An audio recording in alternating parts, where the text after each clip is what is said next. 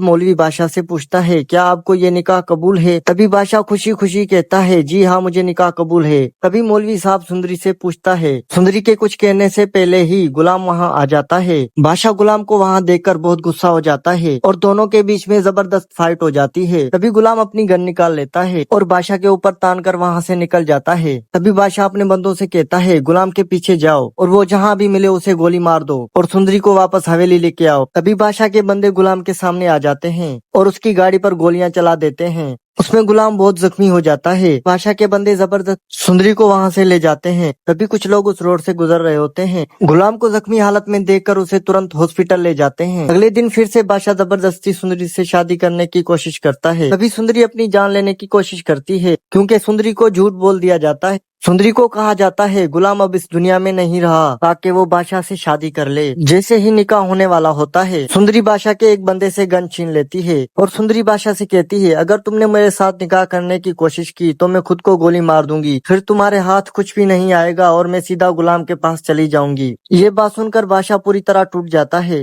तभी बादशाह को इस बात का एहसास हो जाता है कि हम जबरदस्ती किसी को अपना नहीं बना सकते। फिर बादशाह अपने बंदों से कहता है, गुलाम को सही सलामत गढ़ हवेली लेके आओ। और जैसे ही गुलाम वापस आता है, बादशाह गुलाम से माफी मांगता है और खुशी खुशी सुंदरी और गुलाम की शादी करवा देता है। शादी होने के बाद गुलाम सुंदरी और लाजो अम्मा को लेकर दूसरे शहर में शिफ्ट हो जाता है। दोस्तों, अगर आप भी चाहते हो ऐसी हैप्पी एंडिंग होनी चाहिए तो हमारे चैनल को लाइक, शेयर और सब्सक्राइब करें।